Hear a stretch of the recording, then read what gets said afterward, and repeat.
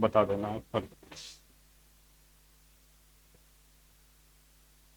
Hello everyone, welcome to ISPCS mentor and warm welcome to the Hindu daily news analysis. This is Brijesh और आपके लिए मैं आज के जो भी इंपॉर्टेंट करंट अफेयर के जो इश्यूज हैं, न्यू करंट डेवलपमेंट है जो आपकी UPSC, CSC and other state PCS exam के पर्सपेक्टिव से इंपॉर्टेंट होंगे, उनको हम कवर करने जा रहे हैं।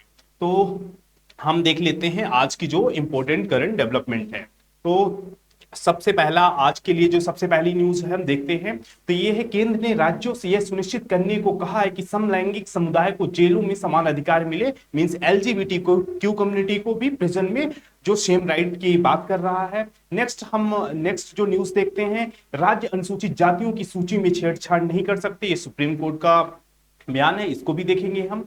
नेक्स्ट हम विमेन का पॉलिटिकल रिप्रेजेंटेशन पे बात करेंगे। नेक्स्ट हम आईपीईएफ में जो इंडिया के साइन करने की जो पॉसिबिलिटीज हैं उसको देखेंगे, और एक रिवर इन द न्यूज जो तिजू रिवर है उसको देखेंगे। साथ में आज के एडिटोरियल जो है कि डिवोल्यूशन ऑफ टैक्स पे है, उस पे हम डिटेल डिस्कशन करेंगे। तो स्टार्ट करते हैं आज के हम जो पहला आज का जो पहला इंपॉर्टेंट न्यूज होती है उसको देख लेते हैं। तो आज की जो पहली इंपॉर्टेंट न्यूज है वो किस पे है, जैसे हमने बताया कि ये LGBTQ कम्युनिटी पे है और इसका यूटिलाइजेशन आप कहां पे करेंगे। तो सबसे पहले ये हम देखेंगे, तो इसको आप कहां देख सकते हैं, तो यूपीएससी सीएससी के पेपर 1 में भी देख सकते हैं under section Indian society and women issue, या कि जैसे स्पेशल इशू है। नेक्स्ट हम सोशल जस्टिस में भी इसका सोशल जस्टिस जो है पेपर 2 इंडिया यूपीएससी सीएससी का पेपर 2, साथ में यूपीपीसीएस में भी इसका यूटिलाइजेशन इन बीपीएससी में भी ये टॉपिक आपको देखने को मिलेगी। तो हमारे एग्जाम के पर्सपेक्टिव से इंपॉर्टेंट हो जाती है। अब इसका हम डिटेल डिस्कशन करेंगे। सबसे पहले हम कॉन्टेक्स्ट को समझते हैं। तो अभी हाल ही में गृह मंत्रालय ने केंद्र सरकार और केंद्र जो जितने भी केंद्र शासित प्रदेश प्लस प्रदेशों को नोटिफिकेशन जारी किया है कि जो LGBTQ कम्युनिटी है उसकी समानता को सुनिश्चित करे तथा उनके सर्विसेज तक इक्वल सर्विसेज उनको तक प्रोवाइड की जाए। तो सबसे पहले हमको जानना होगा किसकी, इस LGBTQ कम्युनिटी के बारे में। तो सबसे पहले हम पेज देख लेते हैं। तो इसको डिस्कशन करने के लिए तो सबसे पहले हमको क्या जानना होगा, इस कम्युनिटी के बारे में जानना होगा। LGBTQ, L for lesbian, lesbian मतलब वुमन अट्रैक्ट टुवर्ड्स वुमन, वो लेस्बियन है। G for gay, gay for men attract toward men. B for bisexual, who attract both male और फीमेल, जो दोनों की तरफ जो अट्रैक्ट होते हैं बाइसेक्सुअल। टी फॉर ट्रांसजेंडर, जिनको जन्म के समय दूसरी जो मतलब जन्म के बाद अपने जो जेंडर को चेंज किए किए होंगे वो ट्रांसजेंडर में आते हैं। क्यू फॉर क्वेर, जो इसमें से अभी तक डिसाइडेड ही नहीं है, जिनको नहीं है कि वो किसमें जेंडर में आते हैं, वो क्यू कम्युनिटी हो गया। और प्लस में अदर भी आता है इसमें। आज हम देखते हैं LGBT, साथ में कहीं जगह आपको हमको देखने को मिलेगा LGBTQ A प्लस प्लस में मिलेंगे, ये सारी इसी कम्युनिटी के लिए है। अब इसमें हम सबसे पहले तो हम देख लिए इसमें LGBTQ का मतलब क्या है। अब हम देखते हैं कि क्या इनमें कॉन्स्टिट्यूशनल इनको राइट क्या है। तो इनको कॉन्स्टिट्यूशनल अगर हम राइट में देखते हैं, तो इनको कॉन्स्टिट्यूशनल राइट में देखते हैं तो आर्टिकल 14 इसमें कौन से इनके कवर्ड करते हैं। आर्टिकल 14 में क्या है, इक्वल राइट है। नेक्स्ट हम आर्टिकल 15 में देखते हैं कि जेंडर के बेस में हम डिस्क्रिमिनेशन नहीं कर सकते हैं। और क्या देख सकते हैं, article 19A free speech and expression की फ्रीडम है। तो इनको कॉन्स्टिट्यूशनल प्रोविजन ये मिला हुआ है साथ में।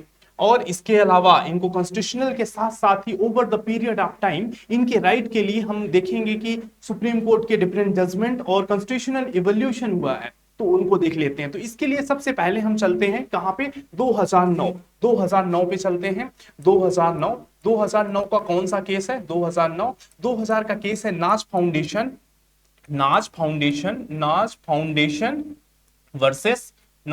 Foundation versus NCT of Delhi का केस है। एक केस किससे रिलेटेड है, आईपीसी इंडियन पीनल कोड के सेक्शन 377 है। और 377 में सेम जो समलैंगिकता की बात की गई है उस पे रिलेटेड है। तो जो आईपीसी कब बना हुआ था, 1860 में, ये ब्रिटिश एरा का लॉ है। इसमें क्या किया गया था कि जो जो जैसे हम इसको होमोसेक्सुअलिटी की बात है, तो होमोसेक्सुअलिटी में ये कहा गया था कि जो ये है ये नेचर के अगेंस्ट है, इसलिए क्या है, क्राइम है। और इसको ये कहां पे केस जाता है, ये दिल्ली हाई कोर्ट का केस है 2009 में। तो दिल्ली हाई कोर्ट इसको क्या करता है, जो आईपीसी 377 है इसको वैलिड कहता है। मींस हम क्या करते, सेम सेक्स या होमोसेक्सुअलिटी क्या है, क्राइम है। इसके बाद फिर आगे हम देखते हैं कि इसके बाद इसके आगे हम बढ़ते हैं तो सुरेश कुमार कौशल, किसमें, नेक्स्ट केस देखते हैं, सुरेश कुमार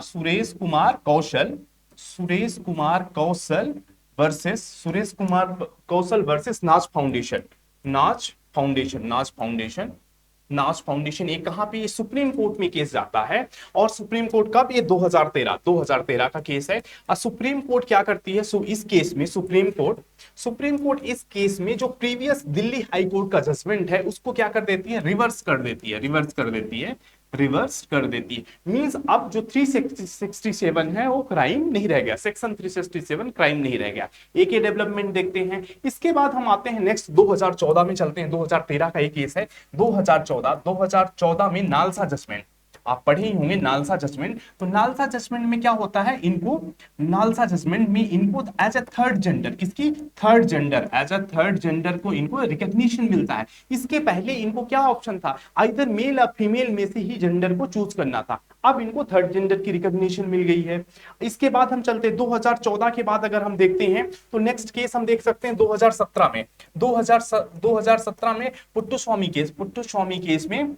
स्वामी केस में क्या हुआ था, राइट टू प्राइवेसी मिली हुई है। क्या, राइट टू प्राइवेसी मिली हुई है, राइट टू प्राइवेसी है। तो राइट टू प्राइवेसी में क्या है, ये इनको एक तरह से अपनी जो एज ए प्राइवेसी को उनको क्या मिल गया, राइट मिल गया। इसके बाद एक इंपॉर्टेंट जजमेंट और देखते हैं। इसके बाद अगर हम इंपॉर्टेंट जजमेंट और देख लेते हैं तो इसको मुझे आगे बढ़ना पड़ेगा इंपॉर्टेंट जजमेंट और देखने के लिए। तो दूसरा नेक्स्ट इंपॉर्टेंट जजमेंट क्या हो जाता है, नवतेज सिंह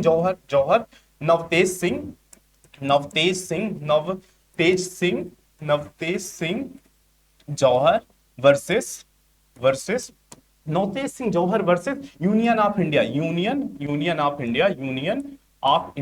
ये कब का केस है, तो ये 2018 का केस है, 2018 का केस है। और इसमें क्या हुआ, अभी तक क्या था, अभी तक इस केस में क्या कहा गया कि अभी तक होमोसेक्सुअलिटी क्या था, अभी तक ये क्या था, क्राइम था। अब यह क्या होगा, अब यह क्राइम नहीं होगा। तो एक इंपॉर्टेंट जजमेंट यहाँ पे ये आ जाता है। तो इस तरीके से हम देखें over the period of time इनके लिए, जो एलजीबीटी कम्युनिटी के लिए क्या हमने प्रयास किया, इंडिया में क्या इनको लीगल राइट्स मिले हुए हैं। ये हो गया। अब हमने जो इंपॉर्टेंट चीजें थी उसको हमने डिस्कस कर दिया। साथ में ये भी देख लेते हैं, जैसे हमने देखा पहले क्या देखा कि इनको कॉन्स्टिट्यूशनल सेफगार्ड, तो आर्टिकल 14 में इक्वल राइट दिया गया है। आर्टिकल 15(1) में क्या कहा गया है कि इनको जेंडर के बेस में डिस्क्रिमिनेशन नहीं होगा। देन 19(1) में हमने देखा कि इनको क्या है, freedom of speech and expression है। देन हम अगर लीगल डेवलपमेंट देखते हैं तो नाज foundation versus NCT of Delhi case में हमने देखा कि इनको क्या हुआ, इनमें जो दिल्ली हाई कोर्ट है इसको क्या कर दिया था, जो आईपीसी का सेक्शन 377 है उसको क्या कर दिया, एज ए क्राइम को वैलिड रखा था। उसके बाद हमने देखा था कि सुप्रीम कोर्ट ने फर्दर उसको क्या कर दिया, रिवर्स कर दिया। नालसा जजमेंट्स इनको थर्ड जेंडर की राइट मिली है। तो ये इनका डेवलपमेंट हुआ जिसको हमने देख लिया। अब हम इनके जो और देखते हैं कि जो एलजीबीटी कम्युनिटी से रिलेटेड क्या इश्यूज जो हैं, जो मेजर इश्यूज हैं उनको देख लेते हैं।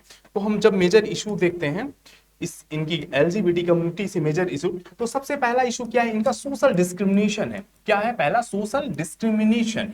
सोशल डिस्क्रिमिनेशन अलग अलग हर पैरामीटर में है। लाइक अगर हम बात करें सोसाइटी में, जैसे हम बात कर रहे हैं स्कूल में, कॉलेज में, हेल्थ सेक्टर में, अगर कहीं जाए इनके लिए हेल्थ फैसिलिटीज नहीं है, तो एक तरह से हमको सोशल में इनके रिगार्डिंग डिस्क्रिमिनेशन देखने को मिलता है। एक इंपॉर्टेंट इशू हो जाता है। नेक्स्ट हम बात करें रिप्रेजेंटेशन का, इनका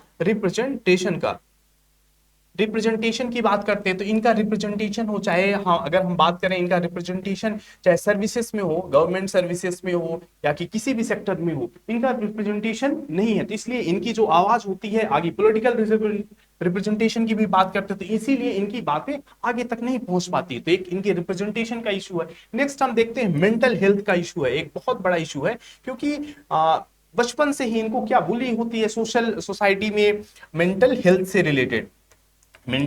रिलेटेड। और तो एक तरह से प्रेशर से होते थे, इनका जो है हेल्थ से रिलेटेड एक बहुत बड़ा इशू है, तो इनको एड्रेस करने की बात हो गई। तो ये इनके रिलेटेड जो इंपॉर्टेंट इशू हो गया उसको हमने देख लिया। अब हम देखते हैं कि और पीडीएफ में देख लेते हैं कि और इनके रिलेटेड पीडीएफ में कुछ और इंफॉर्मेशन है उसको भी हम डिस्कस कर लेते हैं।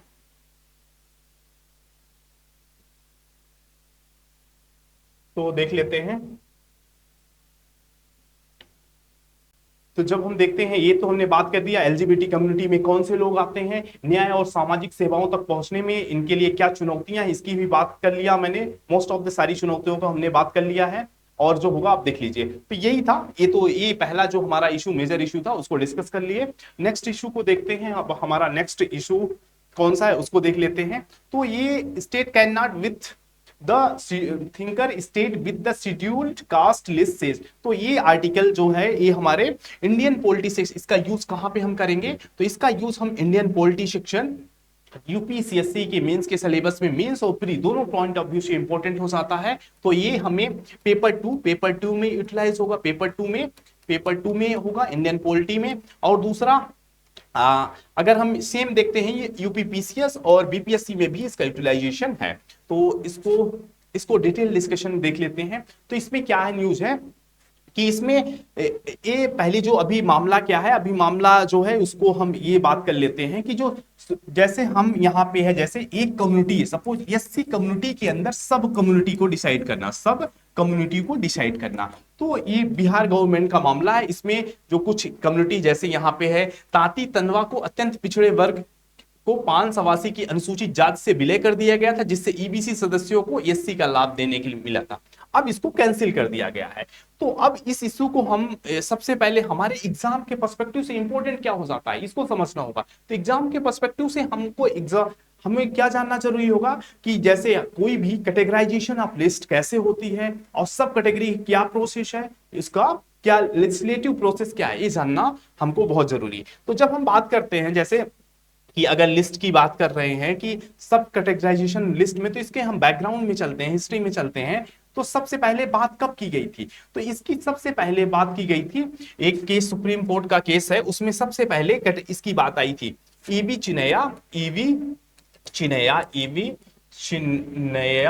चिनैया वर्सेस स्टेट ऑफ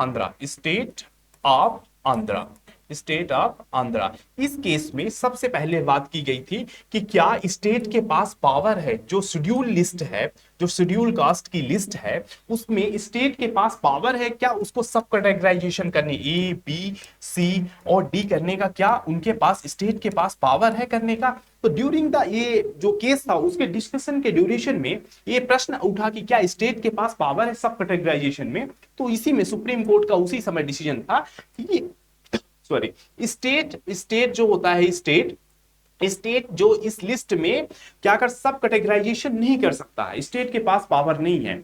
और सब कैटेगराइजेशन की अगर बात होती भी है तो ये किसके अंदर होगी, आर्टिकल 341 के अंतर्गत किसमें होगी, जो थ्रू पार्लियामेंट प्रेसिडेंशियल लिस्ट होती है, जिसमें प्रेसिडेंशियल लिस्ट होती है, उसके बदलाव के बाद ही हम कर सकते हैं। तो यहीं पे प्रश्न आ गया कि हमें समझने की बात हो गई कि स्टेट के पास पावर नहीं है subcategorization of list, like SC के अंदर ए बी सी डी, इस लिस्ट को सब कैटेगराइजेशन करने के पास स्टेट के पास पावर नहीं है। क्यों पावर नहीं है, कि अगर ये बात करता है कि सुप्रीम कोर्ट का यहीं पे इस केस में कहना था कि ये आर्टिकल 14, आर्टिकल 17, आर्टिकल 18 इनका क्या होगा, वायलेशन होगा अगर सब इसकी स्टेट के पास आता है।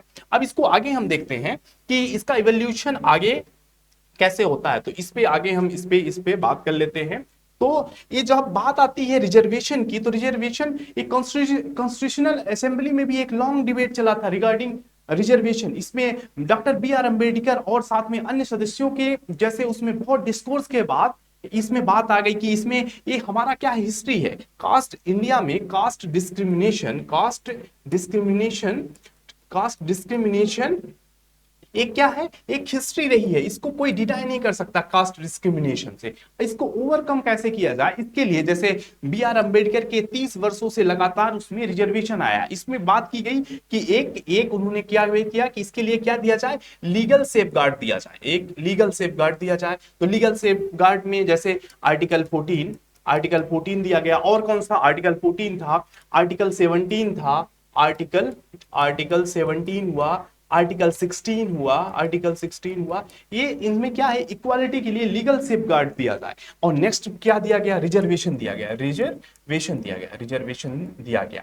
बट अल्दो अभी भी इसमें हो क्या रहा है कि कुछ कम्युनिटी जो है, क्या बात की जा रही है, अगर एससी कम्युनिटी की अगर बात की जा रही है, तो क्या सारी एससी कम्युनिटी का क्या पास इक्वल डेवलपमेंट है? तो इसमें हो रहा है कि उसी कम्युनिटी, विद इन कम्युनिटी में कुछ कैटेगरी, सपोज उसमें जैसे एससी कम्युनिटी, इस पे 4 ग्रेड है, तो जैसे एक कम्युनिटी हो गई बी सी, उसी के अंदर कम्युनिटी, तो सपोज ए जो है उसमें ए कम्युनिटी ही इसका जो रिजर्वेशन का बेनिफिट है ए कम्युनिटी ही ले रही है। तो इसमें है क्या, क्यों ये अदर कम्युनिटी नहीं पा रही है? क्योंकि यहाँ के जो इनके, सपोज अगर इनके बच्चे अगर स्कूल में एडमिशन ही नहीं हुआ, तो एजुकेशनल इंस्टीट्यूशन में रिजर्वेशन की बात कैसे करेंगे? जॉब, गवर्नमेंट जॉब की ये बात, रिजर्वेशन इनके लिए तो वहीं खत्म हो गया ना। तो अगर हम बात करते हैं कि इनको इक्वल राइट में लेने के लिए हमको क्या करना पड़ेगा, तो इसके साथ लीगल सेफगार्ड और रिजर्वेशन तो है, इसके साथ हमको क्या करना पड़ेगा, इसको साथ हमको कैपिटल एसेट्स क्रिएट करनी पड़ेगी। इनके पास क्या होनी चाहिए, कैपिटल एसेट्स होनी चाहिए। कैपिटल एसेट्स कैसे होगी, जब स्टेट कैपिटल एक्सपेंडिचर बढ़ाएगा। कैसे कैपिटल एसेट्स होने का क्या मतलब, इनको कैसे लीगल सेफगार्ड हो गए इनमें? सपोज अगर अगर कोई ये बी सपोज कम्युनिटी का कोई बच्चा है, अगर वो कभी स्कूल नहीं गया, अगर उसके पास शेल्टर नहीं है, तो रिजर्वेशन की बात कर ही नहीं सकता। तो उसके लिए पहले मेन कैपिटल एसेट्स होनी चाहिए, मींस एटलीस्ट उसके पास शेल्टर होना चाहिए, शेल्टर होनी चाहिए। जो बेसिक एमिनिटीज है उसको पूरा करने के लिए, उसके पास कैपेसिटी होनी चाहिए। देन रिजर्वेशन क्या होगा, इक्वालिटी होगी। तो एक सेफ गार्ड में हमको कैपिटल एक्सपेंडिचर, उनको कैपिटल एसेट्स भी क्रिएट करनी चाहिए। अब कैपिटल एसेट्स के लिए सरकार कंटिन्यू प्रयासरत है, जैसे प्रधानमंत्री आवास योजना के तहत उनको आवास दे रहा है, तो इसी को एश्योर करना है। इसी में जो इस आर्टिकल में डिस्कस किया गया है कि इनको एश्योर किया जाता है, आर्टिकल में इस पे फोकस किया गया है कि इनके पास कैपिटल एसेट्स होनी चाहिए। इसके लिए जो गवर्नमेंट की स्कीम चल रही है, इसमें कंटिन्यू क्या है, एफर्ट करना पड़ेगा, उनको हमको वेरीफाई करने पड़ेगा कि इनको शेल्टर की है। जैसे स्वच्छ जल है, स्वच्छ जल है तो उनको स्वच्छ जल की आपूर्ति हो रही है। तो बेसिक एमिनिटीज जब पूरी होगी तब उनको, और जो जैसे है कि एजुकेशन है, तो एजुकेशन उनको सही क्या एजुकेशन फैसिलिटीज मिल पा रही है, तभी इनका क्या होगा, डेवलपमेंट होगा। दिन ये बात हमारी पूरी होगी, जिससे एक दो दूसरी जो सब कैटेगरी है उनको भी बेनिफिट होगा। तो ये बात हो गई रिगार्डिंग किसके लिए, सब कैटेगराइजेशन लिस्ट से रिलेटेड हो गया कि एससी की लिस्ट में। तो एक इस आर्टिकल को हम क्विक रिकैप करें जो इसमें डिस्कस किया गया है कि इसमें पहली चीज प्रोविजन हमें पता होना चाहिए कि जो स्टेट है वो, जैसे एसटी एससी जो लिस्ट है उसमें क्या कर सकता है, सब कैटेगराइजेशन स्टेट के पास पावर नहीं है। कि कैसे होगा, तो आर्टिकल 341 के तहत क्या होगा, कोई बिल आएगी पार्लियामेंट में, और उस पार्लियामेंट में बिल आने के बाद उसमें जो प्रेसिडेंशियल लिस्ट है उसमें ऐड होगा, देन फिर वो उस पे सब कैटेगराइजेशन किया जा सकता है। ये तरीका इसी पे डिस्कस किया गया है। और इसमें इक्वालिटी के लिए जो आर्टिकल में स्पेशल मेंशन किया गया है कि दो तो सेफगार्ड हमारे पास हैं, जैसे लीगल सेफगार्ड है, रिजर्वेशन है, बट हमको इन दोनों तक के एक्सेस के लिए इनके पास कैपिटल एसेट्स होनी चाहिए, इनके पास मूलभूत सुविधा होनी चाहिए, जैसे घर हो, स्वच्छ जल हो, जो एजुकेशन की फैसिलिटीज गवर्नमेंट के द्वारा दी जा रही हो वो उस लेवल की हो जिससे वो कंपेयर कर पा रहे हैं अदर से, जो उस कैटेगरी के और जो है उनको कंपेयर कर सके। लेवल प्लेइंग फील्ड तो बनाना पड़ेगा ना। सेम हेल्थ फैसिलिटीज है, उसको हमको इनके तक एक्सेस इनको बहुत जरूरी है, तभी होगा। इस आर्टिकल में इस पे स्पेसिफिक बात किया जा रहा है। और इसमें कुछ इंपॉर्टेंट चीजें हैं जिसको हम आर्टिकल से देख के आपको और देख लेते हैं कि इसमें कुछ इंपॉर्टेंट चीज जैसे है, तो इसमें बात की गई है, इस पे बात की गई, इसकी बात की गई है, इसको देख लेते हैं, इसको बात की गई है। तो हाँ, आर्टिकल 341 को हमने बताया कि भारतीय संविधान में अनुच्छेद 341 किसके प्रावधान से संबंधित है, अनुसूचित जातियों के प्रावधान से संबंधित है। और भारत के राष्ट्रपति को सार्वजनिक अधिसूचना के, किसमें, सार्वजनिक अधिसूचना के माध्यम से प्रत्येक राज्य और केंद्र शासित प्रदेश में अनुसूचित जातियों के रूप में मानी जाने वाली जाति, नस्लों या जनजातियों को निर्दिष्ट करने का अधिकार है। अब इसका प्रोसेस देख लेते हैं कैसे होता है। वैसे हमने डिस्कस कर दिया है, बट इसके बाद में प्रक्रिया क्या है इसको आप देख लीजिए। तो पहले क्या होगी, जांच होगी कि किसी समुदाय को शामिल करने या बाहर करने का प्रस्ताव किसके द्वारा दिया जाएगा, सामाजिक न्याय एवं अधिकारिता मंत्रालय के द्वारा इसके क्या जाएगी, पहले प्रस्ताव किया जाएगा, फिर इस पे जो इसके जो डाटा देखा जाएगा, इसमें साथ में महापंजीयक का भी इनपुट लिया जाएगा, फिर एक हम कैबिनेट कमेटी में जाएगा जो जिसमें हम क्या सकते अनुसूचित जाति आयोग के प्रस्ताव पर विशेष सिफारिश के लिए जाएगा। उसके बाद इसके रिकमेंडेशन के बेस में एक कॉन्स्टिट्यूशनल अमेंडमेंट बिल आएगी, देन उसके राष्ट्रपति की स्वीकृत होने के बाद एक कार्यान्वयन हो जाएगा। तो इस तरीके से इस आर्टिकल को हमने जो भी इंपॉर्टेंट चीजें थी इससे रिलेटेड उसको डिस्कशन कर लिया। अब हम नेक्स्ट देखते हैं, ये हो गया हमारा नेक्स्ट आर्टिकल, हो गया हमारा नेक्स्ट आर्टिकल जो है हमारा वो है क्या, पॉलिटिकल रिप्रेजेंटेशन ऑफ वुमेन से रिलेटेड है। तो इसमें वुमेन का पॉलिटिकल रिप्रेजेंटेशन की बात की गई है। तो इस आर्टिकल को सबसे पहले हमने यहाँ पे जैसे डाटा दिया गया है उसको देखना होगा हमको। तो जो इस आर्टिकल में डिबेट है कि रिप्रेजेंटेशन के लिए डिबेट है कि हम दो तरीका दिया गया है, जो इस आर्टिकल की मेन थीम है उसको हम बता देंगे कि इसमें क्या है, एक डिबेट है किसके बीच में, जो वुमेन रिप्रेजेंटेशन है उसको कैसे दिया जाए, या तो हम इंट्रा पार्टी रिजर्वेशन दिया जाए, इंट्रा पार्टी रिजर्वेशन दिया जाए, या तो हम एक बॉर्डर एस्पेक्ट में अगर बात करें तो पूरे लेजिस्लेचर का क्या किया जाए, लेजिस्लेचर को ही क्या एज अ हम क्या कर दिया जाए, लेजिस्लेचर में ही रिजर्वेशन दे दिया जाए, लाइक सीट रिजर्व कर दिया जाए। तो अगर यहाँ पे हम अगर डाटा को बात करते हैं, यहाँ पे डाटा देख लेते हैं, यहाँ पे कुछ कंट्रीज गिवन है और उनका कोटा इन पार्लियामेंट और कोटा इन पॉलिटिकल पार्टीज। तो अगर हम बात करें, जैसे अगर बात करते हैं जैसे अभी हाल ही में यूके का इलेक्शन हुआ है, वहां पे जो यहाँ पे वुमेन रिप्रेजेंटेशन कितना अप्रॉक्स 40% है, कितना है यूके में अप्रॉक्स 40% है। जैसे हम बात कर ले अगर यूके की बात करते हैं अप्रॉक्स 40% है, लाइक हम साउथ अफ्रीका की बात करते हैं 45% रिप्रेजेंटेशन है। वहीं इंडिया में रिप्रेजेंटेशन कितना है अप्रॉक्स, भारत में जो महिलाओं का रिप्रेजेंटेशन है पार्लियामेंट में कितना है अप्रॉक्स 14% है, अप्रॉक्स 14% रिप्रेजेंटेशन है। तो यहाँ पे बात की गई कि अगर हम डाटा में के बेस पे देखें कि पॉलिटिकल रिप्रेजेंटेशन इंट्रा पार्टी, जब हम बात करते हैं इंट्रा पार्टी रिप्रेजेंटेशन का, उसका मतलब क्या होता है, तो इंट्रा पार्टी का रिप्रेजेंटेशन होता है जैसे हम एक कोटा डिसाइड कर दे within a party. Suppose अगर हम बात करें किसी पार्टी के पास जैसे 100 सीट है टोटल, सपोज एक पार्टी हो गई, ए पार्टी हो गई, उसको टोटल 100 सीट है, 100 सीट है, तो वो ये डिसाइड होना चाहिए कि ये 100 सीट में 50 सीट की किसकी होगी, वुमेन की होगी। तो ये क्या हो गया, इंट्रा पार्टी रिजर्वेशन। तो अगर हम बात करते हैं जिसमें पॉलिटिकल पार्टी के अंदर रिजर्वेशन है उसको देखते हैं, तो जो ये ऊपर की जितनी भी कंट्री हैं यहां हम बात करते हैं, तो यहां पे क्या है, पॉलिटिकल पार्टी के अंदर रिप्रेजेंटेशन, जैसे लाइक स्वीडन में 46%, साउथ अफ्रीका में 45%, ऑस्ट्रेलिया में 38%, फ्रांस में 38%, जर्मनी में 35%, यूके में 40%। यहाँ कहीं भी पार्लियामेंट में, जैसे हमने बात किया था अभी ना कि जो यही डिबेट है इसमें कि इंट्रा पार्टी किया जाए कि लेजिस्लेचर में, जैसे पार्लियामेंट में कोटा फिक्स कर दिया जाए।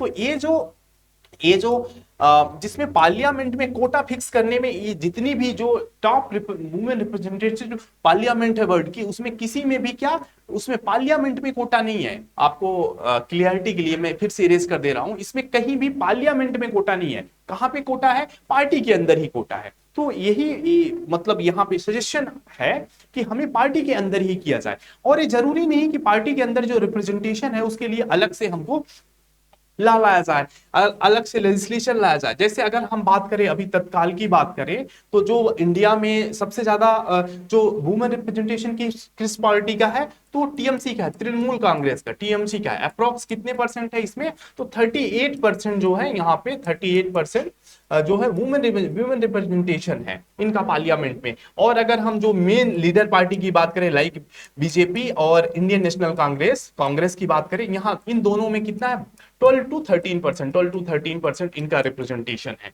तो हमको यहीं पे ध्यान देना, ये डिबेट भी इसी बात पे है कि हमको जरूरी नहीं है कि हम पार्लियामेंट में कोटा डिसाइड किए, ये रिजर्वेशन किस पे है, ज्यादा असरकारक क्या होगा। जैसे हम ये डाटा से देख पा रहे हैं कि असरकारक किस पे होगा, असरकारक ज्यादा इंपैक्ट किस में डाल रहा है, कोटा इन पॉलिटिकल पार्टीज में ही, मतलब इंट्रा ये रिजर्वेशन की बात करता है कि पॉलिटिकल पार्टी में ही है, क्या हम रिजर्वेशन दे दें तो ये ज्यादा बेनिफिट होगा। और इसी में ये जो आर्टिकल में राइटर डिस्कस करते हैं कि जरूरी नहीं कि इसके लिए लेजिस्लेचर लाया जाए, इसके लिए अगर पार्टी में अपने सेल्फ कंसेंसस के थ्रू भी रिजर्वेशन को हम अचीव कर सकते हैं। और दूसरी बात आती है यहाँ पे, ये दो चीज हो गई। इसके बाद अगर हम बात करते हैं कि इसकी जरूरत, और एक तो अभी तो हाल ही में हमने देखा कि कॉन्स्टिट्यूशनल अमेंडमेंट भी किया गया है। 106 कॉन्स्टिट्यूशनल अमेंडमेंट बिल जो थी वो कॉन्स्टिट्यूशन में अमेंडमेंट करके आज हमको लीगल राइट मिल चुका है वुमेन रिप्रेजेंटेशन का किसके थ्रू, आर्टिकल, इसको आपको भूलना नहीं है, article sorry constitution amendment act कौन सा 106 के तहत वुमेन रिप्रेजेंटेशन हमको क्या मिल गया है, ये पार्लियामेंट में पास हो चुका है ये एक्ट। बट क्या ये लागू है? नहीं। लागू क्यों नहीं है? लागू होने की वजह से क्या है, हम वेट कर रहे थे सेंसस के लिए। सेंसस के लिए हमारा वेट किसमें, सेंसस में है। तो सेंसस हमारा 2020 में होना था, क्यों नहीं हो उस समय, कोविड के वजह से सेंसस नहीं हो पाया। देन अभी इलेक्शन है, तो अभी इलेक्शन है, अब इलेक्शन हो गया, अब क्या होगा, सेंसस होगा। सेंसस के बेस पे अभी डिलिमिटेशन कमीशन आएगा, डिलिमिटेशन होगा, सीमांकन होगा, उसके बाद हम ये लागू हो जाएगा 106 constitutional amendment representation of women in parliament. ये तो प्रोसेस हो गया। अब बात आती है कि हमको वुमेन रिप्रेजेंटेशन की जरूरत क्यों है, क्यों जरूरत है, कि इसकी नीड क्यों है, ये भी समझना आपको बहुत जरूरी है कि नीड क्यों है। ये आपको किसके लिए, मेंस के लिए यही तो हेल्प करेगा कि क्या नीड है। अगर प्रश्न आ गया क्या नीड है, तो हम बात करते हैं कि सोशल इनइक्वालिटी है। किसको, ये सोशल इनइक्वालिटी, जो सोशल गैप है उसको फिल करेगा। और सोशल इनइक्वालिटी को हम कैसे रिप्रेजेंट कर सकते हैं, एक तो हमने देखा ही है, सॉरी, कि हमारे पार्लियामेंट में जो वुमेन का रिजर्वेशन कितना है, मात्र 14% है, अप्रॉक्स 14% है। तो इसमें, और इसके साथ साथ ही हम अगर देखें कि जो विमेन का रिजर्वेशन इनक्वालिटी में, और अगर हम बात करें तो अगर बात करते हैं केवल 20% जो एमएसएमई इंडस्ट्री है वो किसके, वुमेन के द्वारा ओन कर रही है। मतलब वुमेन जो है वो केवल 20% एमएसएमई की ओन कर रही है, और 10% स्टार्टअप, ये डाटा आपके लिए मींस के लिए बहुत इंपॉर्टेंट हो जाता है। 10% क्या है, 10% जो स्टार्टअप है वो केवल वुमेन के द्वारा स्टार्टअप, अभी इतने स्टार्टअप हो रहे हैं पर वुमेन के द्वारा रजिस्टर्ड स्टार्टअप कितने हो गए, टोटल 10% अगर बात करते हैं। और क्या इनइक्वालिटी है, और इनइक्वालिटी की बात करते हैं तो जो अगर गवर्नमेंट जॉब की बात करते हैं तो उसमें केवल 11% रिप्रेजेंटेशन है वुमेन का। तो इन गैप को, इस तरह से इनका क्या होगा, पॉलिटिकल पार्टिसिपेशन बनने से इनकी आवाज और मजबूत होगी, और ये जो सोशल इनइक्वालिटी का गैप है उसको फुलफिल कर पाएंगे। नेक्स्ट है, अगर लेबर फोर्स की बात करें, लेबर फोर्स में भी इनका पार्टिसिपेशन बहुत कम है। तो लेबर फोर्स में वुमेन पार्टिसिपेशन कितना है, ये आंकड़ा आपके लिए, ये डाटा जो है आपके लिए बहुत महत्वपूर्ण है। वुमेन का लेबर फोर्स में कितना है, महज केवल 23% क्या है, रिप्रेजेंटेशन है लेबर फोर्स का, किसमें, वुमेन लेबर फोर्स का रिप्रेजेंटेशन है। तो ये क्या है, ये प्रूव करता है, ये डाटा प्रूव करता है कि हमको क्या है, ये जो सोशल गैप है उसको फुलफिल करने की जरूरत है। यही जरूरत की तो बात कर रहे थे। नेक्स्ट है, अगर किसी भी डेवलप कंट्री है, कोई भी, अगर हम एक डेवलपिंग नेशन है तो डेवलप में करने के लिए हमको एक अपनी हाफ पॉपुलेशन को अगर हम लेबर फोर्स का पार्ट नहीं बनाएंगे तो हम कैसे आगे जा सकते हैं। तो ये हमारी प्रमुख नीड है। और अभी तक अगर ये गैप है तो गैप क्यों है, अगर हम बात करते हैं क्यों गैप है, इसका कॉज क्या है, क्यों गैप है, जो पार्टिसिपेशन क्यों नहीं है, तो एक सबसे महत्वपूर्ण जो आ जाता है, हमारी सोसाइटी आ जाती है। हमारी सोसाइटी कैसे है, पैट्रियार्कियल जो सोसाइटी है, तो यही हमारा पैट्रियार्कल माइंडसेट जो है, ये प्रमुख रीजन है वुमेन रिप्रेजेंटेशन का ना होना। पैट्रियार्कल माइंडसेट से आप जैसे क्या समझते हैं, जैसे हम एक माइंडसेट है, एक हमारा एक स्टीरियोटाइप है कि हम सर्टेन काम के लिए हम आइडेंटिफाई कर लेते हैं कि ये मेल ही केवल कर सकता है, फीमेल नहीं कर सकता, ये मेल डोमिनेंस है। तो ये एक महत्वपूर्ण रीजन हो जाता है, इंपॉर्टेंट कॉज हो जाता है किसके लिए, वुमेन का रिप्रेजेंटेशन ना होने की। और जो दूसरा हम बात करते हैं तो इसमें है, एक तो सोशल नॉर्म्स हो जाते हैं, हमारे कुछ सोशल नॉर्म्स है। और सोशल नॉर्म जैसे है, यही चीज यहाँ पे भी आती है, सोशल नॉर्म्स बने हुए हैं कि एक ये पर्टिकुलर जैसे ड्राइविंग हो गया, एक इसके मेल डोमिनेटिंग जो वर्क है, तो इसमें वुमेन नहीं जा सकती हैं। तो ये एक महत्वपूर्ण रीजन हो गया। नेक्स्ट हो गया, अनइक्वल अपॉर्चुनिटी भी है, अनइक्वल अनइक्वल अपॉर्चुनिटी, इनके लिए उतनी अपॉर्चुनिटी भी नहीं है इन रिस्पेक्ट टू किसके लिए, मेल के कंपेयर करें तो इनके लिए उतनी अपॉर्चुनिटी भी नहीं है। और क्या काज हो सकता है, एक है एजुकेशन, बैकवर्डनेस इन एजुकेशन, तो इनकी जो एजुकेशन फैसिलिटीज भी इनके लिए उतनी नहीं, एक्सेसिबिलिटी नहीं है उतनी, तो ये महत्वपूर्ण रीजन है जिनका है। और एक तो है ये जिसकी हम बात कर रहे हैं फुलफिलमेंट करने के लिए, कौन सी, पॉलिटिकल रिप्रेजेंटेशन, पॉलिटिकल रिप्रेजेंटेशन नहीं है जिससे कि इनकी आवाज को और आगे तक ले जाया जा सके। तो ये महत्वपूर्ण क्या हो गए, काज हो गए किसके लिए, वुमेन रिप्रेजेंटेशन का ना होने के। और तो ये हमने एक इश्यू को कंप्लीट देख लिया, और कुछ इसमें जो इंपॉर्टेंट डिस्कशन होते हैं उसको देख लेते हैं। और क्या है, तो ये बात हो गई। जैसे हमने बात किया जब हमारे इंडिपेंडेंस की बात आती है 1952 में, तो कितने परसेंट थे जो हमारा रिप्रेजेंटेशन था, तो 1952 से 2000 तक में किसने 5 से 10% था, और 2014 में 12% हुआ। और आज वर्तमान में हम बात करें, जो आज वर्तमान में अप्रॉक्स 14% है, जो 18वीं लोकसभा है उसमें कितना 14% है, ये बात कर रहे हैं। और हमने अगर डेवलपमेंट के लिए, तो ये चार्ट जैसे देख सकते हैं, ये चार्ट जब हम देखते हैं तो यहां पे रिप्रेजेंटेशन को दिया गया है, जैसे 1954 में कितना 4.4%, कितना 4.4%, और वर्तमान में अप्रॉक्स 14% का, अप्रॉक्स 14% ही हमारा रिप्रेजेंटेशन है। अगर हम वर्ल्ड पार्लियामेंट्स तो हमने कंपेयर कर ही लिया, जैसे यूके में अभी हाल ही में चुनाव हुआ 40% है, साउथ अफ्रीका में 40% रिप्रेजेंटेशन है, तो हमारे लिए एक नीड बन जाती है वुमेन रिप्रेजेंटेशन को आगे बढ़ाना। तो ये हो गया कंप्लीट आर्टिकल जिसका हमने डिस्कस कर लिया। ओके, नेक्स्ट आते हैं हम, नेक्स्ट आर्टिकल पे आते हैं, ये आईपीईएफ से है। आईपीएफ के साथ भारत समझौता कर सकता है रिगार्डिंग ग्रीन एनर्जी। तो आईपीएफ क्या है, इंडो पैसिफिक इकोनॉमिक की क्या समझौता है। इंडो पैसिफिक क्या है, भारत अमेरिका के नेतृत्व में इंडो पैसिफिक आर्थिक ढांचा के तहत स्वच्छ अर्थव्यवस्था, किस पे, जो हम अभी लाइकली टू पैक्ट करने वाले हैं, किस पे, बेसिकली ये किस पे बात है, क्लीन एनर्जी पे बात कर रहे हैं, किसमें, clean energy, clean economy pact, इसका क्या है, clean economy pact, clean economy pact. तो हम सबसे पहले आईपीईएफ की बात कर लेते हैं। तो इसको समझने के लिए, आईपीएफ क्या है, ये क्या है, यूएस लेड एक ऑर्गेनाइजेशन है, इंडो पैसिफिक रीजन पे वर्क करता है। अब बेसिकली ये किस पे बात वर्क करता है, ट्रेड और क्लीन एनर्जी पे वर्क करता है। तो इससे जो आईपीएफ के जो मेन है, मेन हम देख रहे हैं कि इसमें ये जैसे एग्रीमेंट की बात आती है, तो एग्रीमेंट के क्या फोकस एरिया है, सबसे पहले हमको ये समझना होगा।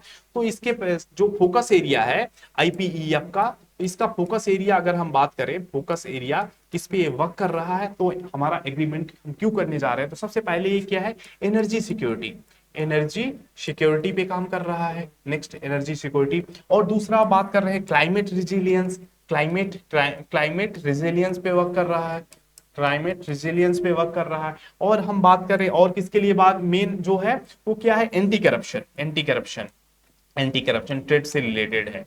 और जो ये करप्शन है, ये पैक्ट है, हम क्या कर रहे हैं, जो आईपीएफ के साथ ही हम पैक्ट करने जा रहे हैं, एक तरह से फ्री ट्रेड एग्रीमेंट नहीं, जैसे हमने बात करते हैं एफटीए नहीं है, ये फ्री ट्रेड एग्रीमेंट नहीं है, बट इसमें कैसे कैसे ट्रेड को फैसिलिटेट करेगा, जैसे फ्री ट्रेड एग्रीमेंट नहीं है, बट इसमें जो इंडो पैसिफिक की कंट्रीज है, टोटल आईपीएफ में कितनी कंट्रीज है, 14 कंट्रीज है, 14, टोटल 14 कंट्रीज है, इनके बिटवीन हम ट्रेड में क्या कर सकते हैं, नेगोशिएशन कर सकते हैं। और मेन बेनिफिट की अगर हम बात कर रहे हैं कि क्यों है मेन बेनिफिट के लिए, तो सबसे पहले हम बात कर रहे हैं कि इसकी मेन बेनिफिट क्या है, इसको आईपीएफ के साथ कांटेक्ट करने का।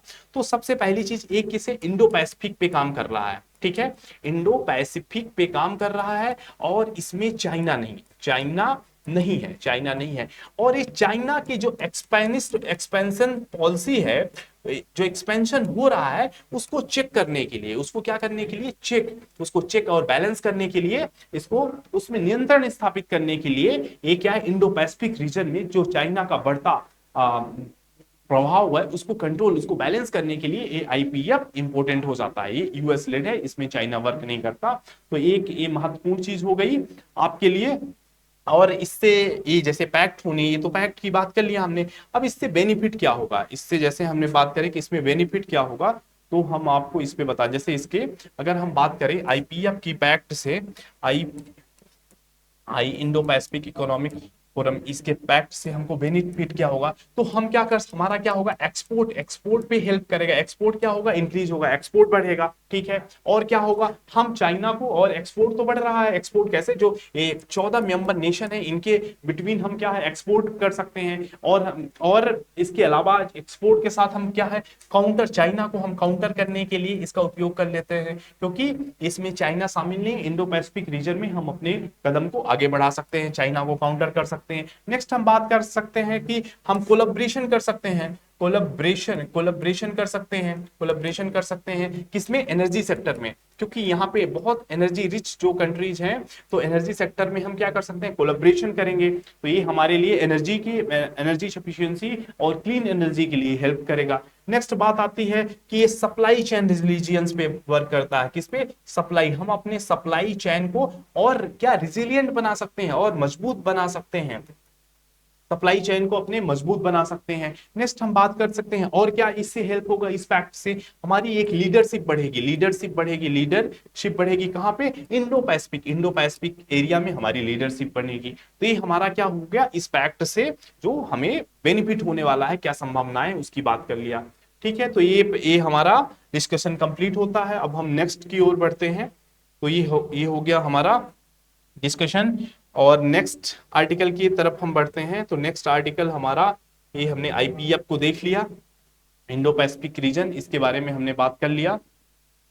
अब हम बात करते हैं नेक्स्ट आर्टिकल क्या है, ये न्यूज पे है, कौन सी, तिजू रिवर ये न्यूज पे है। न्यूज पे क्यों की है, क्योंकि अभी में यहाँ पे राष्ट्रीय जलमार्ग 101 को उपयोग करने बनाने की बात की गई है, परिवहन के लिए बात की गई, इसलिए ये न्यूज में है। अब इसके जो तिजू रिवर के बारे में हम बात कर लेते हैं, इसके बारे में हम जान लेते हैं। तो ये कहाँ पे है, तो ये नागालैंड में है। कहाँ पे है तिजू रिवर, कहाँ पे हमको देखने को मिलेगी, तो नागालैंड में देखने को मिलेगी। और यहाँ पे नागालैंड में मुख्यतः 4 नदियां हैं, दोयांग, धनसिरी, धिकु और तिजू। उसमें से ज्यादातर जो 3 नदियां हैं पश्चिम की ओर चलती हैं।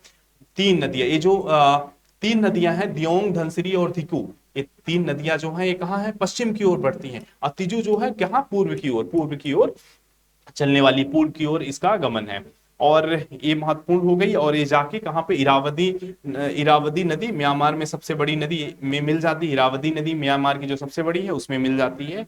ये हो गया इस तिजू नदी के बारे में जो इंपॉर्टेंट फैक्ट था वो है, और कुछ जो इंफॉर्मेशन है आप हमारे इस पीडीएफ से पढ़ सकते हैं। नेक्स्ट हम देख लेते हैं।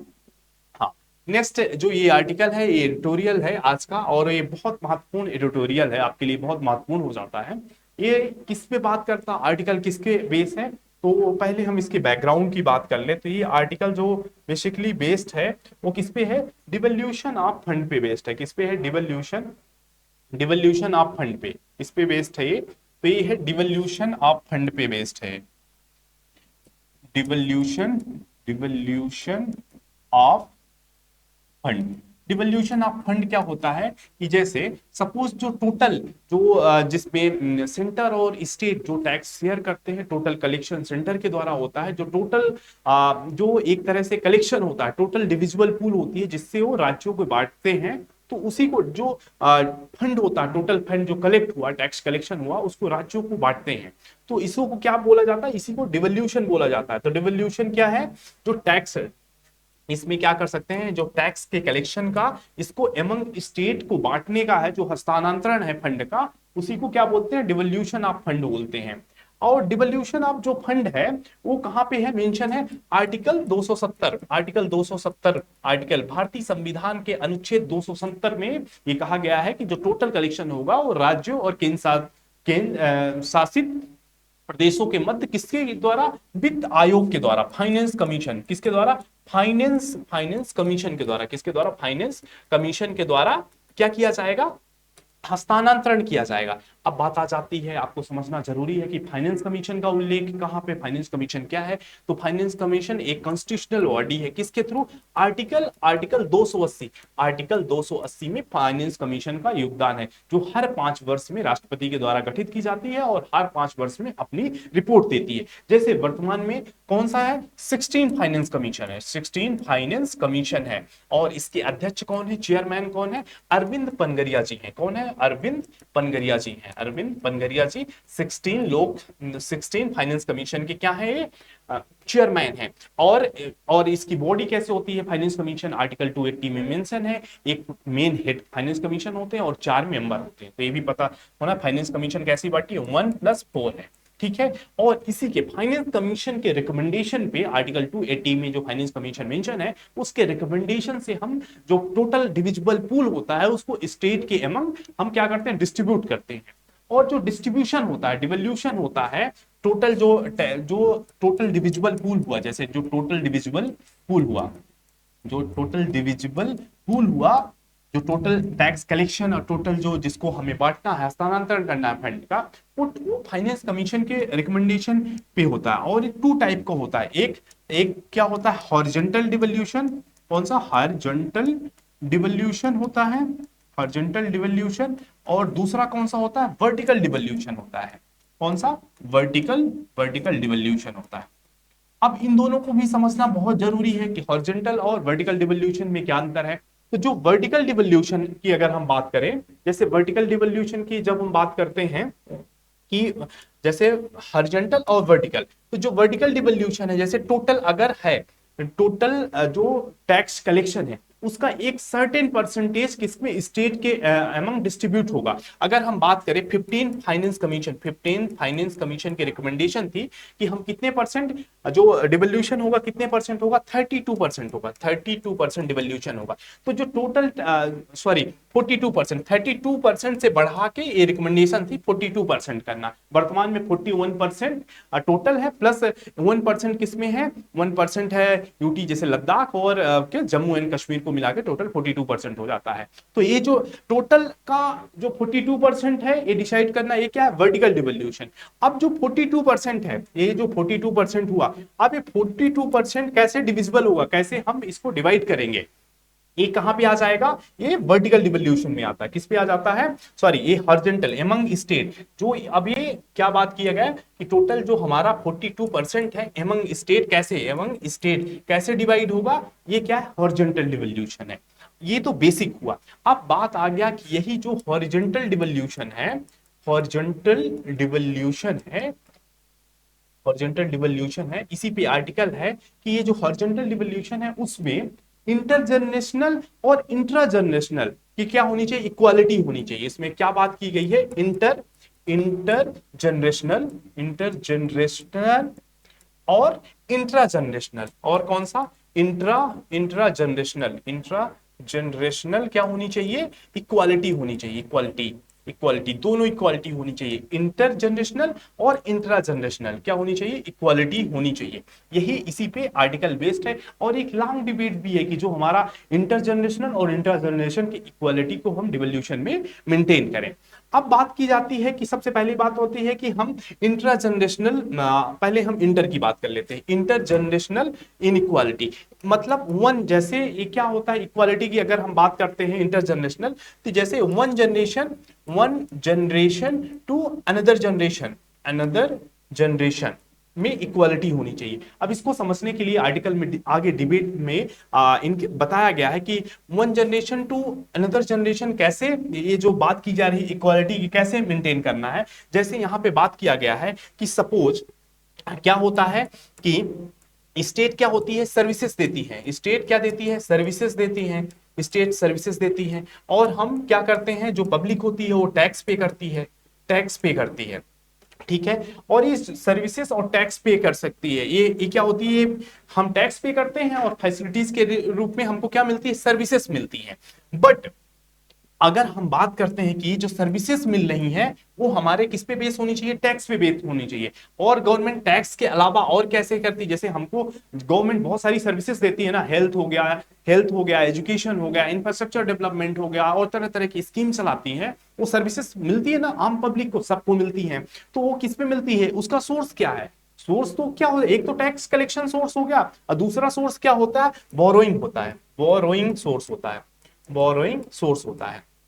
तो सपोज करें कि हम इंटरजनरेशनल इक्वलिटी कैसे आएगी, अगर हमें सर्विसेज दे रही है, अगर गवर्नमेंट हमको, अगर यहाँ पे बताते हैं, अगर हमको सर्विसेज दे रही है और वो सर्विसेज बोरोइंग पे दे रही है, बोरोइंग पे हमको सर्विसेज, मतलब गवर्नमेंट क्या कर रही है, बोरो कर रही है, फिर हमको सर्विसेज प्रोवाइड करेगी। जैसे फ्री अनाज का डिस्ट्रीब्यूशन हो रहा है ना, वो हमको सर्विसेज मिल रही है, भोजन मिल रहा है, फ्री अनाज 5 kg सबको मिल रहा है। अगर वो हमको किससे मिलके दे रहा है, अगर वो टैक्स रेवेन्यू से नहीं है, तो हम क्या, गवर्नमेंट क्या कर रही है, बोरो कर रही है, फिर हमको प्रोवाइड कर रही है। तो अगर बोरोइंग होगा तो उसका बर्डन, जो बोरोइंग होगा उसका बर्डन हमारे क्या है, नेक्स्ट जनरेशन पे भी जाएगा, नेक्स्ट जनरेशन में भी इसका बर्डन जाएगा ना। तो यही क्या है कि इंटर जनरेशनल इक्वालिटी लाना है, मतलब इंटर जनरेशनल बर्डन नहीं जाना, इसमें बात की गई है कि मतलब जो आज की सर्विसेज है, जैसे हम कोई सर्विसेज यूटिलाइज कर रहे हैं, हम टैक्स दे रहे हैं, तो हमें हमें आगे जो हम कर रहे हैं वो हमारे नेक्स्ट जनरेशन पे बर्डन ना बने। मींस अगर जो आज हम सर्विसेज को यूटिलाइज कर रहे हैं, वो सर्विसेज का बर्डन हमारे नेक्स्ट जनरेशन पे ना हो। तो नेक्स्ट जनरेशन पे कब होगा, जब वो सर्विसेज हमको बोरोइंग के थ्रू दी जा रही होगी। तो इसी पे अब एक गैप जो होगा, इनइक्वालिटी होगा, कैसे बर्डन किया, कैसे इसको हम ये जो कैसे फुल करेंगे। अगर हम बात करें कि अगर हम बात करते हैं, सपोज इनकम की हम बात करते हैं, इनकम इनकम की बात करते हैं, तो इनकी इनकम दो ही हो सकती है ना, एक तो टैक्स कलेक्शन होगा, टैक्स रेवेन्यू होगा, एक क्या होगा, टैक्स रेवेन्यू होगा, और एक क्या होगा, बोरोइंग होगा, बोरोइंग होगा। और इसी से हमको क्या मिलेगी, सर्विसेज मिलेगी। जितनी भी सर्विसेज गवर्नमेंट दे रही है सब इसी के थ्रू दे रही है, इसी से तो उसकी गवर्नमेंट का सोर्स क्या है, इनकम का, गवर्नमेंट इनकम का टैक्स रेवेन्यू और बोरोइंग है। तो अगर सर्विसेज, सारी सर्विसेज हमको टैक्स रेवेन्यू के थ्रू मिल रही है, तो हमारे पास नेक्स्ट, हमारी जो नेक्स्ट जनरेशन है उस पे क्या हो, बर्डन क्या होगा, नहीं होगा। अगर यही जो सर्विसेज है थ्रू बोरोइंग होगी तो इसका बर्डन क्या होगा, नेक्स्ट जनरेशन पे जाएगा। तो अब बात आती है कि कब नेक्स्ट जनरेशन पे नहीं जाएगा, जब टोटल सर्विसेज प्रोवाइड होगी किसके थ्रू, थ्रू टैक्स रेवेन्यू के थ्रू। तो हमको जो इंटरजनरेशनल इनइक्वालिटी की बात की गई है वो कब फुलफिल होगी, through tax revenue. Tax revenue को हमको बढ़ा के फुलफिल होगी, ठीक है, टैक्स रेवेन्यू को बढ़ा के फुलफिल होगी। ये तो हो गया इंटरजनरेशनल। दूसरी बात होती है intra generational, intra generational equality या कि इनइक्वालिटी की जो भी बात कर रहे हैं, इक्वालिटी। अब इंट्रा जनरेशनल की बात क्या हो गई है, विथ इन जनरेशन मींस अगर बात कर रहे हैं तो सेम जनरेशन में इक्वालिटी होनी चाहिए। सेम जनरेशन में इक्वालिटी की जब बात आती है तो यहाँ पे कहां पे बात आती है कि जैसे हमारा इंडिया नेशन हो गया, इसमें कुछ स्टेट हाई इनकम स्टेट है, जहां पे हाई इनकम स्टेट है। लाइक अगर हाई इनकम की बात करें, जैसे कर्नाटक हो गया, तमिलनाडु, गुजरात, ये हाई इनकम स्टेट है। कुछ स्टेट हो गए कैसे, लो इनकम स्टेट है। कैसे होंगे, कुछ स्टेट हैं लो इनकम स्टेट है। ये लो इनकम स्टेट कौन हो गए, जैसे बात करते हैं हम, हो गया बिहार हो गया, यूपी हो गया, और कौन सा होगा, झारखंड हो गया, ये लो इनकम स्टेट है। अब इनके बीच में क्या है, इनके बीच में गैप है ना। जैसे जो हाई इनकम स्टेट होंगे उनका टैक्स कलेक्शन क्या होगा, उनका टैक्स कलेक्शन ज्यादा होगा, ठीक है, उनका जीएसडीपी में उनकी जीएसडीपी ज्यादा होगी। तो इस तरीके से टोटल डिविजिबल जो पूल होगा उसमें इनका रोल क्या होगा, ज्यादा होगा, इनका रोल ज्यादा होगा। क्यों, क्योंकि एक क्या है, हाई इनकम है, इनका रोल ज्यादा होगा। तो इनका क्या होगा, एक्सपेक्टेशन ये ज्यादा पे कर रहे हैं टैक्स ना, ये ज्यादा टैक्स पे कर रहे हैं, ज्यादा जीएसडीपी में इनका रोल है, तो इनका एक्सपेक्टेशन क्या होगा, एक ज्यादा होगा, इनका एक्सपेक्टेशन ज्यादा होगा। इनका एक्सपेक्टेशन ज्यादा क्यों होगा, क्योंकि इनको उस लेवल का इनको इंफ्रा भी देना पड़ेगा, तभी तो फर्दर डेवलपमेंट होगा। इनको इंफ्रा भी होना चाहिए। इंडस्ट्री कब लगेगी, जब वहां पे रोड की फैसिलिटी हो, इलेक्ट्रिसिटी की फैसिलिटी हो, वाटर हो, सैनिटेशन हो, तो इनके लिए जरूरत भी पड़ेगी ज्यादा। अब इनको क्या बोलते हैं, इनको अब ज्यादा जरूरत है, पर सेंटर की तरफ से इनको सपोर्ट नहीं होता है, ये प्रॉब्लम है। दूसरे तरफ हम लो इनकम स्टेट के साथ क्या क्या प्रॉब्लम है, इनके पास क्या है, इनके पास जीएसडीपी में इनका कम रोल है, और साथ में इनमें जो टैक्स कलेक्शन है यहाँ ये भी क्या है, लो है, बट इनका जो डिवोल्यूशन में होता है इनको ज्यादा मिलता है। तो ये डिबेट क्या है, इंट्रा जनरेशनल क्या है, डिबेट है। अब इसके लिए ये बात हो गई कि हमने देखा इंटर जनरेशनल डिबेट किससे होगा, बारोइंग के थ्रू। जब हम बारोइंग करेंगे, इंटर दो हो गया, एक इंटर जनरेशनल कब होगा, जब हम ज्यादा बोरोइंग करेंगे। और इंट्रा में जो इंट्रा जनरेशनल डिबेट है वो किसमें बीच है, एमंग स्टेट है, एमंग स्टेट है, एमंग स्टेट है। इसमें एक हो गया हाई इनकम स्टेट और दूसरा हो गया लो इनकम स्टेट, इसके बीच में डिफरेंस है। और जब हम यहाँ पे एक थ्योरी भी बात की गई है, किसकी, रिकार्डो, रिकार्डो एक थ्योरी का डिस्कस किया गया है, रिकार्डो इक्विवेलेंस थ्योरी, ये भी आप जान लीजिए। यहाँ पे इसमें एडिटोरियल में डिस्कस की गई है, रिकार्डो इक्विवेलेंस थ्योरी की बात की गई है। ये थ्योरी कहती है, रिकार्डो इक्विवेलेंस थ्योरी कहती है कि whenever government goes for borrowing, whenever whenever government whenever government goes for borrowing borrowing, तो इसमें क्या होता है, house hold of income, house hold जो होता है, हाउस होल्ड इनकम क्या होती है, इंक्रीज होती है। इकोनॉमी में हाउस होल्ड की इनकम इंक्रीज होती है। इसके पीछे मानना क्या है कि जैसे जब हम बोरोइंग करते हैं, जब हम बोरोइंग से बोरोइंग करते हैं और जो हमारा टैक्स है बोरोइंग के थ्रू फुलफिल कर रहे हैं, मींस हम टैक्स रेट को नहीं बढ़ा रहे हैं, टैक्स हमारा कांस्टेंट है, कांस्टेंट रहेगा टैक्स। बोरोइंग होगी तो इनकम लोगों के पास ज्यादा होगी ना, इनकम ज्यादा होगी तो इनकम ज्यादा होगी तो सेविंग, सेविंग ज्यादा होगी। यही भी बात किया गया है। रिकार्डो इक्विवेलेंस थ्योरी क्या कहती है, जब हम बोरोइंग गवर्नमेंट करती है तो हाउस होल्ड की सेविंग इनकम इंक्रीज होती है इकोनॉमी में, ये बात है। बट इंडिया के केस में ये फेल है, इंडिया के केस में ये थ्योरी अप्लाई नहीं होती। क्यों? कि इंडिया में जो इन्फ्लेशन रेट है, इन्फ्लेशन रेट है, इन्फ्लेशन रेट इसको बैलेंस करता है। सपोज अगर बात करें हम कि बोरोइंग को इंक्रीज कर दिए बट सेविंग हुई, बट यहाँ पे क्या है, इन्फ्लेशन है ना, तो इन्फ्लेशन प्राइसेस इंक्रीज होने के कारण वो सेविंग नहीं हो पा रही है। तो रिकॉर्डो इक्विवेलेंस थ्योरी भी यहाँ पे क्या हो जाती है, फेल हो जाती है।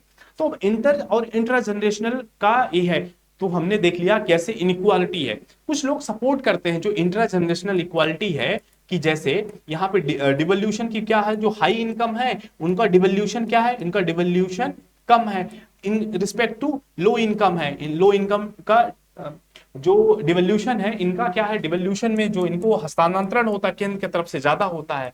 तो इसको जो सपोर्ट करते हैं उनका आर्गुमेंट क्या है, उनके आर्गुमेंट ये है कि जैसे अगर हम नेशनल डेवलप, उनके अकॉर्डिंग की हम बात कर रहे हैं कि अगर हम नेशनल डेवलपमेंट की बात करते हैं, राष्ट्र के विकास की बात करते हैं, तो नेशनल डेवलपमेंट कब होगा, केवल 2-4 स्टेट जो हाई इनकम है लाइक कर्नाटका, गुजरात, तमिलनाडु, महाराष्ट्र, इनके डेवलपमेंट्स होने से क्या पूरे नेशन का डेवलपमेंट होगा? नहीं, नेशन का डेवलपमेंट होगा जब सभी स्टेट का, ऑल स्टेट का डेवलपमेंट होगा, ऑल स्टेट का डेवलपमेंट होगा। अब सभी स्टेट का डेवलपमेंट कैसे हो सकता है, इनके पास टैक्स रेवेन्यू नहीं, इनके पास इंडस्ट्री नहीं है, तो इनको क्या करना होगा, इनको डिवोल्यूशन ज्यादा देना होगा।